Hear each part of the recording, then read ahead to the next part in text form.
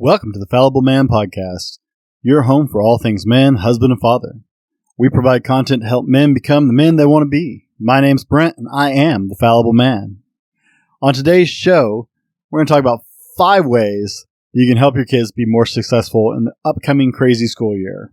Stick around all the way to the end, and I'll share a tip with you on how to give your kids a leg up on life in general.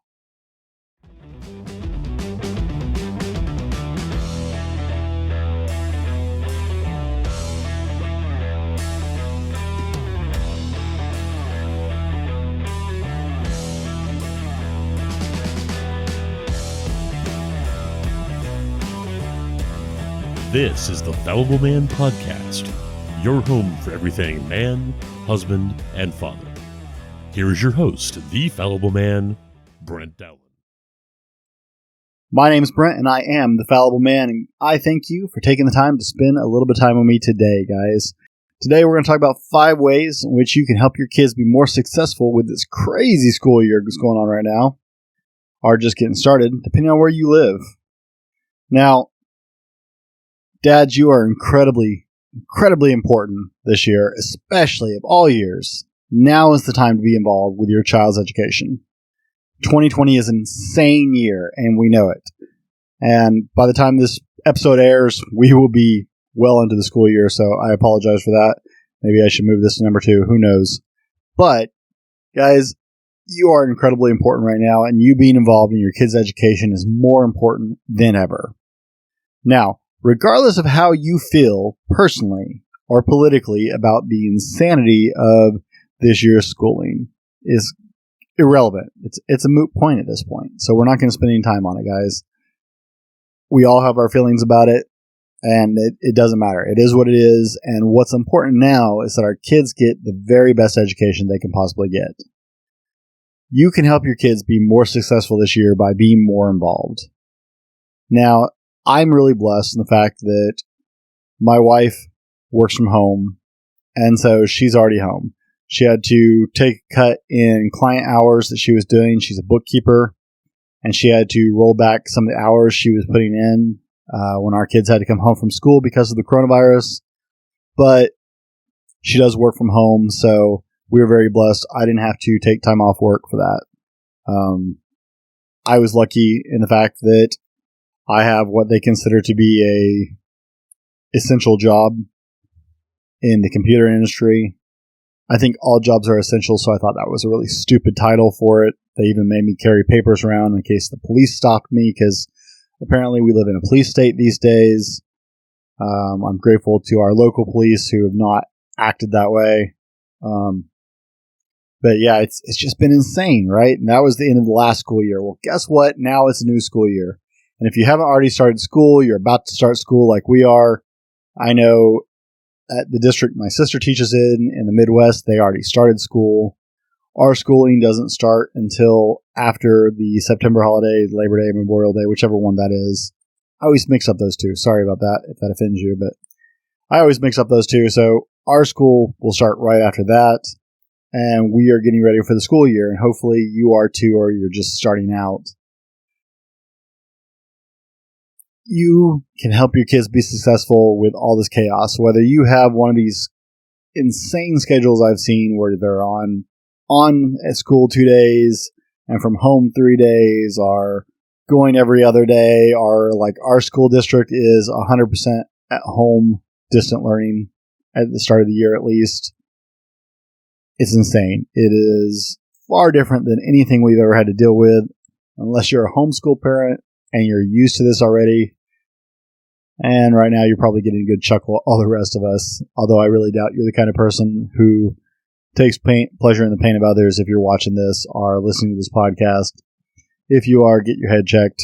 It's not funny to make fun of other people and their pain. But for all you wonderful homeschool parents, be sure to help out all the parents who are not used to this. They could use some help right now, and we could all use the encouragement. But today I want to talk about how you can help your kid be more successful.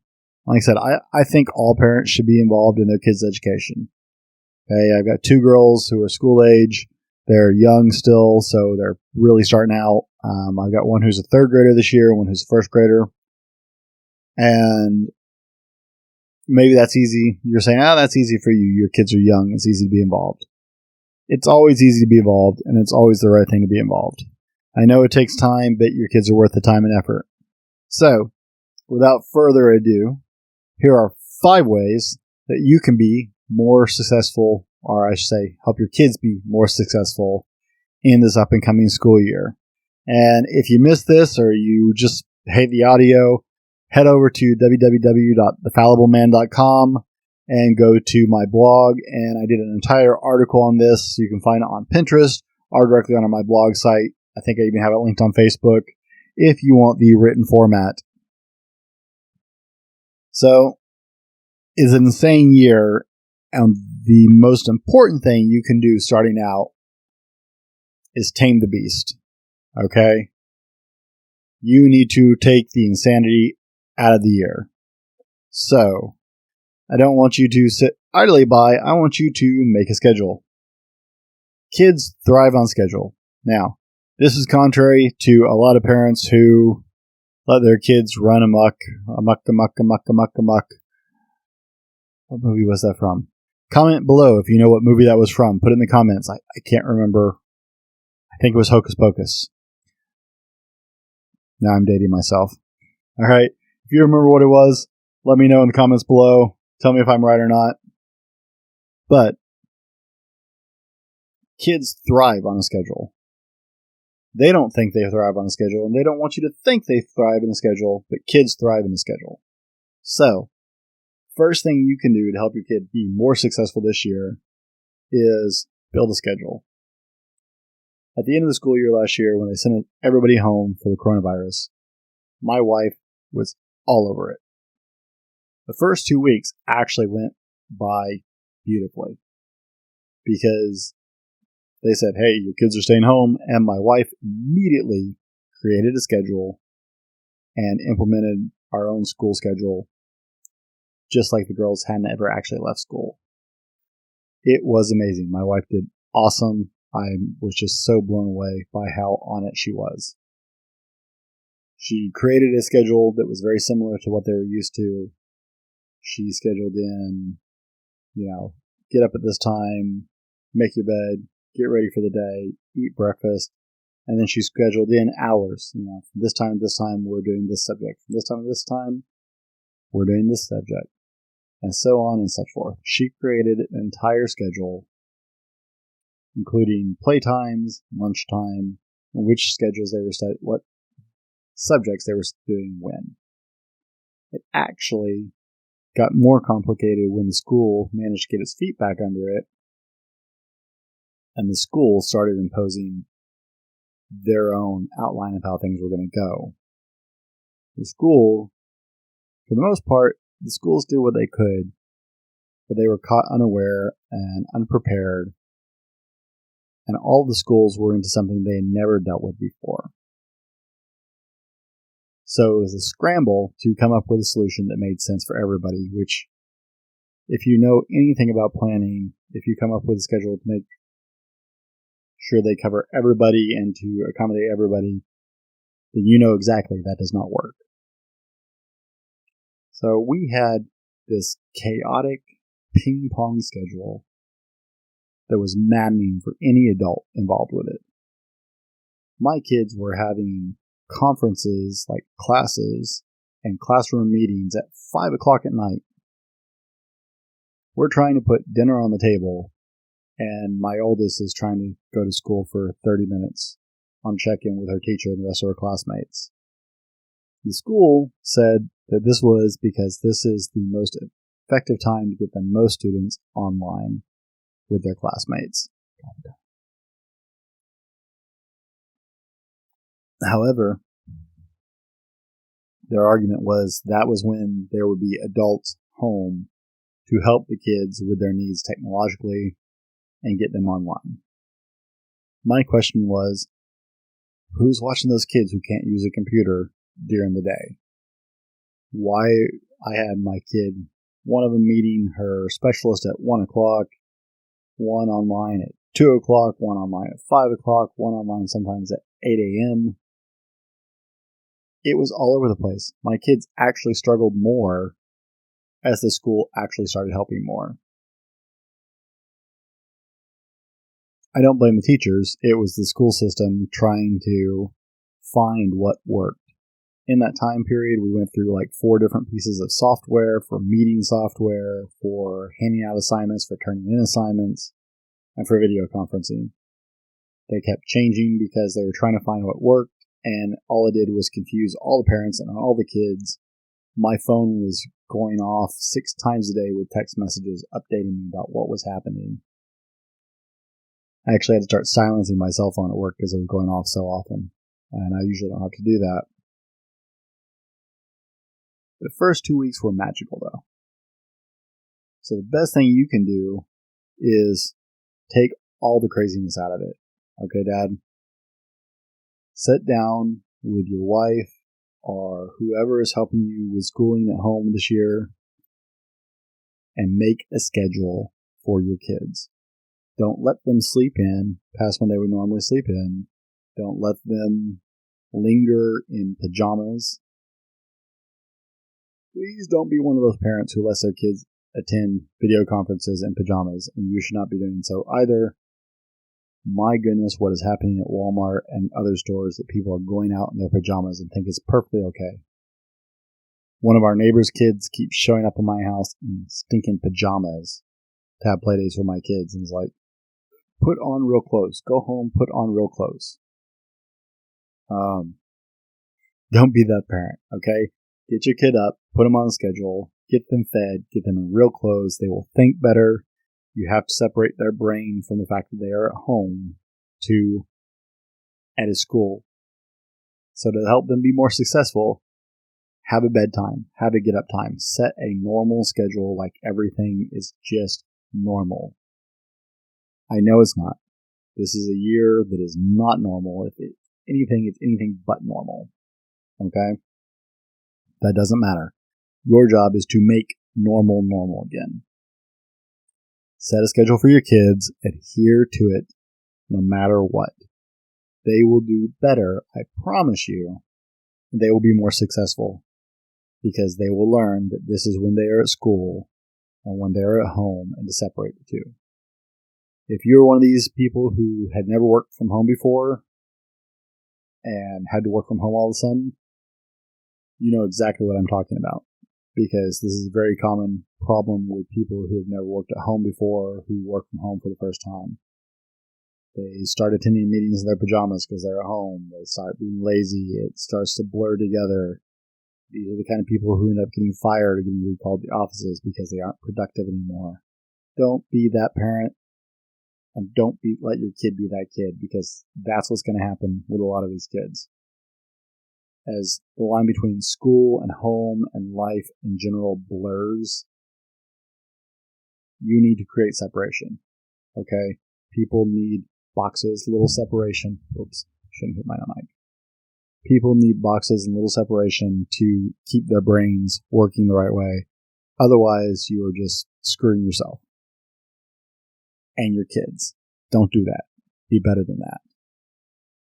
Next, children need a dedicated space. This is a great follow-up for number 2, or for number 1, because kids need a dedicated space. It goes back to the whole idea of separation and boxes.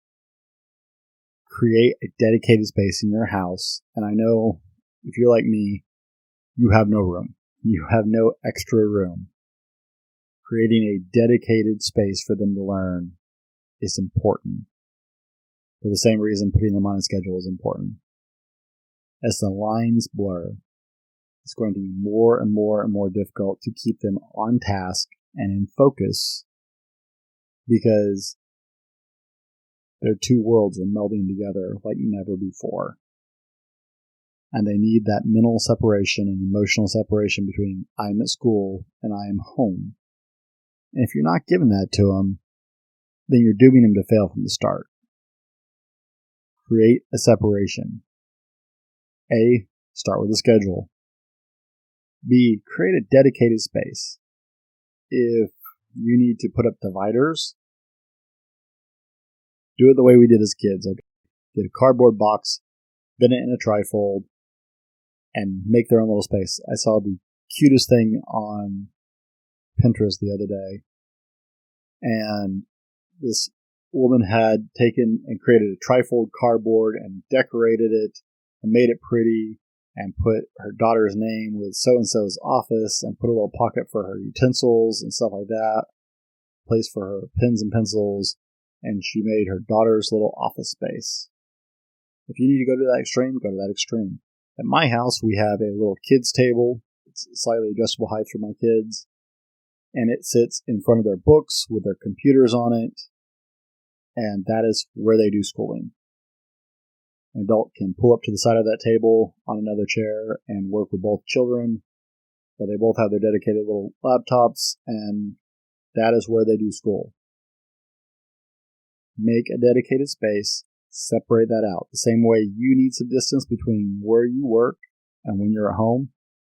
I got to work from home for a while, not with this, but I had a job where I worked from home. And I went into my office/library, and that is where I worked. And when I was at work, I was at work. I got up from my desk, I went to the bathroom, I went and got a cup of coffee just like I was at work. But I was at work from, 6 a.m. till 3, I was at work. Over and over again. For me, I just didn't separate it. I was in the office, I was in the office, I closed the door. I was home, I stayed out of the office. You need the same thing. Be successful whether you're the adult working from home or whether you, your kid, are taking care of your kids, creating that dedicated space for them to learn. Kids need a separation in their head, guys. I cannot stress enough how important it is. Put them on a schedule. Stick to that schedule day in, day out. Have a dedicated learning space just for them. So that way there is no question that when they are there, they are at school. All right, so that's number 2. We're going to take a break for our sponsor. Be right back. Today's episode brought to you by thefallibleman.com. That's right, it's us. Head over to www.thefallibleman.com and check out our blog, updated twice a week with new content and links to all of our social media offerings. Tag or search us at The Fallible Man or at Fallible Man on Facebook, Instagram, Twitter, and other social medias for daily content. While you're there, check out our attitude swag, shirts, cups, stickers, and more. Again, that's www.thefallibleman.com. Make sure that your kids, tip number 3, make sure that your kids have physical playtime. I am not a doctor. I'm not going to pretend I'm a doctor or some brain surgeon or somebody intelligent. You're listening to a complete idiot, and I know it. Okay?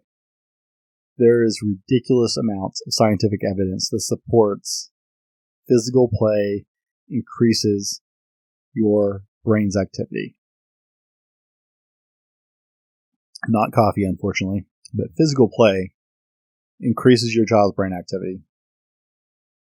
As you get into the school year and figure out what the school, if you're working with the school or if you're homeschooling or however you're doing it, make your schedule to accommodate their schedule for schooling.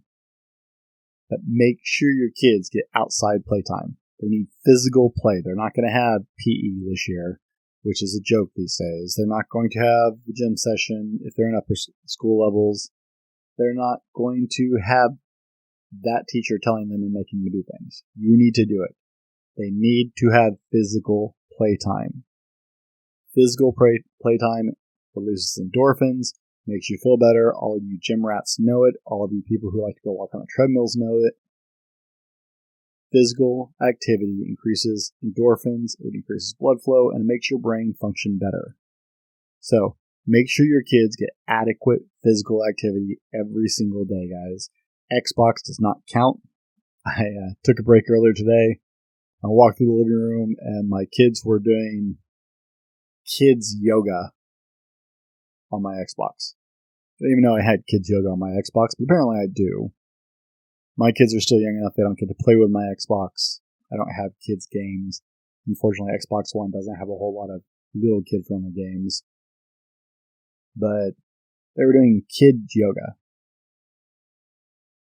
Cool, it's something physical. I actually have some of my favorite yoga instructors taped, so we already have regular yoga, but this is like more kid friendly. It's got all kinds of upbeat, weird music, and I was laughing. It's like, weren't you guys just outside playing just a few minutes ago?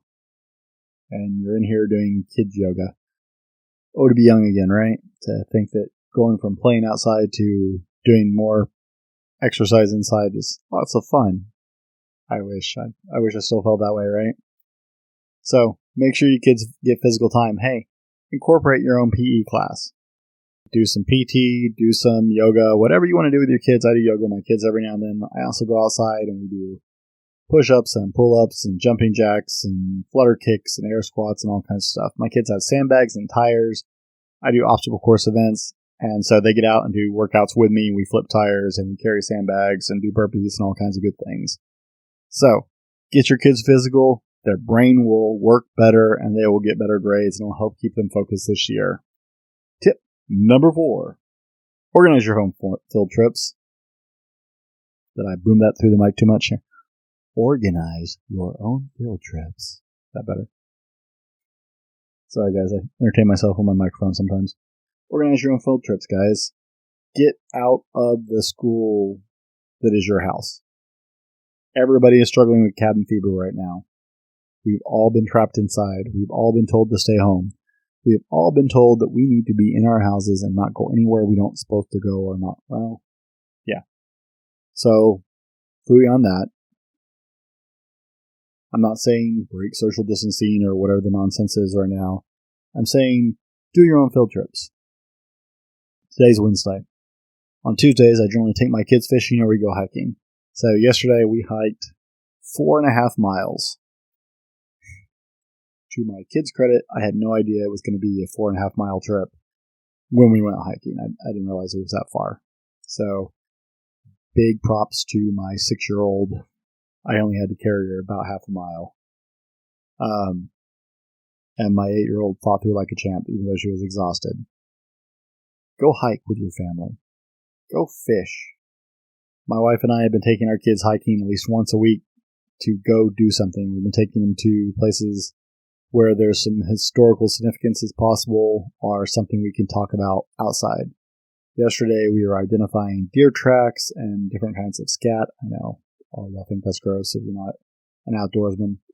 We were looking at waterfalls and checking out lakes that have been carved into the side of the hills by glaciers eons ago, or whatever history says at this point.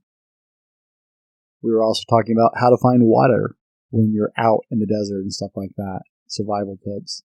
Guys, organize your own field trips. Go to a local fish hatchery. Go to a local farm. We live in an area with lots of farms and orchards, and so we go there. My wife took my kids to the Lilac Farm. Beautiful place close to I-90 and the Gorge Amphitheater. Absolutely beautiful, just rows and rows. Not lilac, sorry, lavender farm. I'm in trouble for that one. It was amazing. The kids had a great time, and they got to see beautiful things growing. Go do something. Take them out of the house. Get them physical, and go have your own field trip. Teach them something. You know something. I don't know what you know. I don't know what I know, but I don't know what you know, okay? You have things to offer your children other than what they learn at school. So, teach your kids something. Take them on a field trip that you can tell them something about and experience with them. Number 5. Be prepared, guys. You're going to get frustrated. They're going to get frustrated. Your spouse is going to get frustrated. Everybody's going to be frustrated. Everybody's going to be a little bit pissy. Everybody has cabin fever. Take a breath. Give yourself, give your family, give everybody some grace. If you're not familiar with grace, look it up. Give you guys some grace, because everybody is going to get frustrated. We've all been locked down, or whatever this nonsense is, for months. The kids had cabin fever going into the summer. Guess what? They have cabin fever still. You and your wife probably have cabin fever. Your significant whoever probably has cabin fever. And if you have kids, they're going to get frustrated with this online learning. They like to go to school. They're normal, and this is not normal. So, don't accept the new norm. It's trash. It's not real. We will get back to real life eventually, but understand, you're going to get frustrated and so are they, and it's going to be horrible, guys. Sound off in the comments below. Who's frustrated already? Show of hands should be everybody. Give yourself some grace and give them some grace. Understand they are frustrated. They want to see their friends. They want to go back to normal life.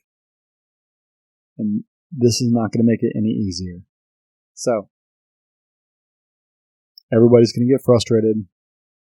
Adjust. Give yourself some grace. Buy yourself some grace by actually being active with them. Now, if you're still with me, you're a teacher whether you know it or not. COVID-19, coronavirus, whatever you want to call this nonsense, you're a teacher whether you know it or not. And guess what? Now, you've got to step up to the plate. So, let me give you this final tip if you're still with me, because I appreciate the fact that you're still with me. Since you are a teacher now, teach your kids things they're not going to learn in school. Teach your kids about finances. Teach your kids how to build a resume. Teach your kids about business. Teach them things the school system is never going to teach them. I have started both my kids on my own program to teach them about finances. My kids get paid. It's the only thing they get paid for. They don't get paid for chores or anything else. My kids get one book a month that I pick out for them. I pay for it, but I approve it. My kids have to read the book and write me a book report about what they learned. They get $10 to read a book. Now, we're talking about an 8-year-old and a 6-year-old. So I am finding, they are out there, they exist. I am finding kids' books that teach them about finances, that teach them about business, entrepreneurship, how taxes work. My 8-year-old can tell you why taxes suck and how imports and exports work, and the idea of, sale and demand. Okay? My kids are making business plans already. Teach your kids something that will give them a leg up for the rest of their lives. Teach them about finances. My kids have a stock portfolio already from their own piggy banks. Teach them things. And if you don't know that stuff, learn so you can teach them. Help them learn things they will never learn in school that actually matter. If you're an adult who pays taxes and has a job, you understand how all this works and how bad it sucks to not know. How many things do you wish you had known when you first started working? Teach your kids those things. Your kids will do better than anybody else around them. It is amazing. My kids are into it. They're loving it. You've got to carefully choose the books, make sure that they can understand them. I picked one that was a little over her head at one point, and so we had to go through it with an adult with her instead of her just reading it to help her understand the whole thing. And she understood it all. It just had some big words she wasn't ready for. So, teach your kid about finances. Teach them about business. Teach them things they're not going to learn in school and make it fun. I paid my kids $10 a book. Out of that $10, they get 6. They have to invest 3 and save 1 and donate 1. So, teach your kids something they're not going to learn in school, something that will help them grow for the rest of their lives. You are a teacher now, and Dad, you are important to your kids' education this year. Recap, it's going to be a crazy year, so build a schedule, build a dedicated space for them to learn to help them be successful. Make sure they get physical playtime, because they need that for their brains to work right. Organize your own field trip. Get out of the cabin fever and understand everybody is going to be a little crazy this year. Understand everybody's going to get frustrated, and have a little grace with yourselves and everybody else.